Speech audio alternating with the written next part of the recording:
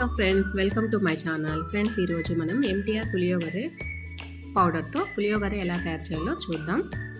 ఇది ఇన్స్టెంట్గా చేసుకోవచ్చండి. అప్పటికప్పుడు పులిహోర తినాలనిపిస్తే ఇన్స్టెంట్గా చేసుకోవచ్చు. ముందుగా ఈ పులియోగరె ఎలా తయారు చేయాలో చూద్దాం రండి. పులియోగరె తయారు చేసుకునేదానికి ముందుగా ప్యాన్ తీసుకున్నాను. ప్యాన్ హీట్ ఎక్కిన తర్వాత ఇందులో 3 to 4 టేబుల్ స్పూన్ ఆయిల్ వేస్తున్నానండి. ఆయిల్ వేసుకొని ఇందులో 1/2 టీ స్పూన్ ఆవాలు కొద్దిగా వేస్తున్నాను, కొద్దిగా జీలకర్ర, 1/2 టీ స్పూన్ వరకు మినప్పప్పు, కొద్దిగా శనగపప్పు, కొద్దిగా శనక్కాయ పప్పులండి.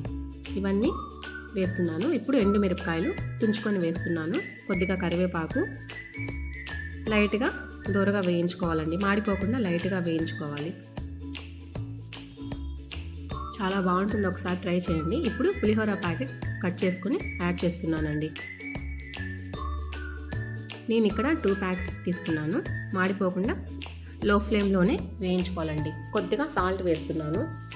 ఆల్రెడీ దీంట్లో సాల్ట్ ఉంటుంది, కానీ కొద్దిగా వేస్తున్నానండి. వాటర్ వేస్తాం కాబట్టి సాల్ట్ కొద్దిగా వేసాను, కొద్దిగా వాటర్ వేసాను. చూడండి, లో ఫ్లేమ్లోనే మాడిపోకుండా వేయించుకుంటూ ఉడికించుకోవాలండి. చూడండి, ఈ విధంగా చిక్కబడింది. ఇప్పుడు ఈ స్టేజ్లో పొడిగా ఉన్న అన్నాన్ని యాడ్ చేసుకోవాలండి. చూడండి, ఈ విధంగా యాడ్ చేసుకొని అంతా ఒకసారి కలుపుకోవాలండి.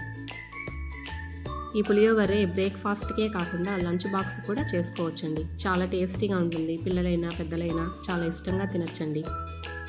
అంతే అండి ఫ్రెండ్స్, చూసారు కదా పులియోగరె పౌడర్తో పులియోగరె ఎలా చేశానో.